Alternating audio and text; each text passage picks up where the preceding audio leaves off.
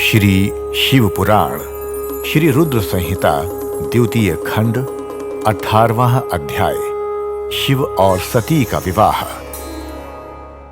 ब्रह्मा जी बोले, नारद, जब मैं कैलाश पर्वत पर भगवान शिव को प्रजापति दक्ष की स्वीकृति की सूचना देने पहुंचा तो वे उत्सुकता पूर्वक मेरी ही प्रतीक्षा कर रहे थे। तब मैंने महादेव जी से कहा, हे भगवान, दक्ष ने कहा है कि वे अपनी पुत्री सती का विवाह भगवान शिव से करने को तैयार हैं, क्योंकि सती का जन्म महादेव जी के लिए ही हुआ है। ये विवाह होने पर उन्हें सबसे अधिक प्रसन्नता होगी। उनकी पुत्री सती ने महादेव जी को पति रूप में प्राप्त करने हेतु ही उनकी घोर तपस्या की है।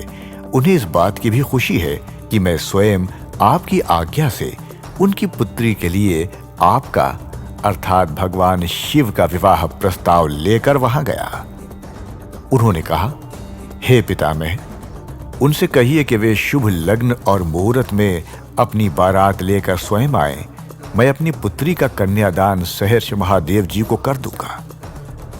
हे भगवान, दक्ष ने मुझसे ये बात कही है, इसलिए आप शुभ मुहूर्त देखकर शीघ्र ही उनके घर चलें और देवी सती का वर्ण करें।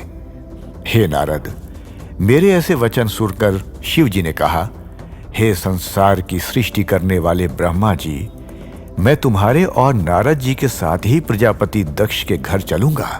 इसलिए ब्रह्मा जी, आप नारद और अपने मानस पुत्रों का स्मरण कर उन्हें यहां बुला लें। साथ ही मेरे पार्षद भी दक्ष के घर चलेंगे।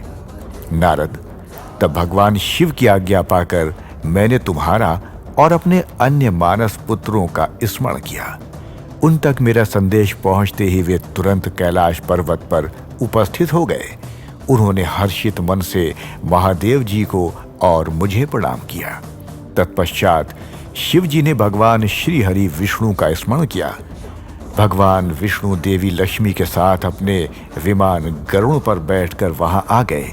चैत्र मास के शुक्ल पक्ष की त्रयोदशी तिथि में रविवार को पूर्वा फागुनी नक्षत्र में त्रिलोकीनाथ भगवान शिव की बारात धूमधाम से कैलाश पर्वत से निकली।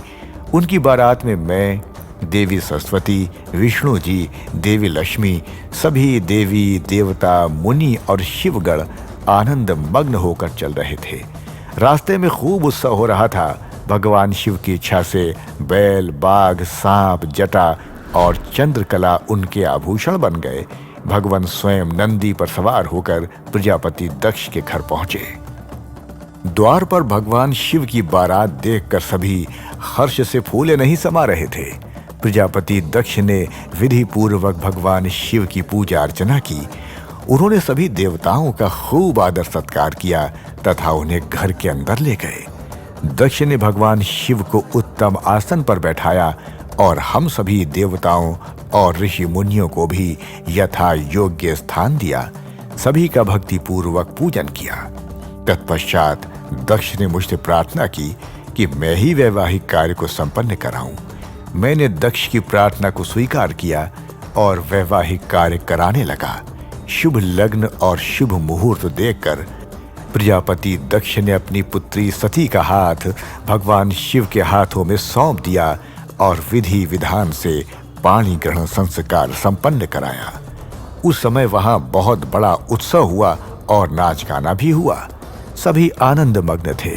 हम सभी देवी देवताओं ने भगवान शिव और देवी सती की बहुत स्तुति की और उन्हें भक्ति पूर्वक प्रणाम किया।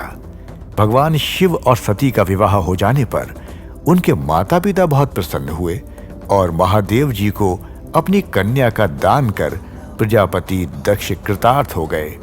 महेश्वर का विवाह होने का पूरा संसार मंगल उत्सव मनाने लगा।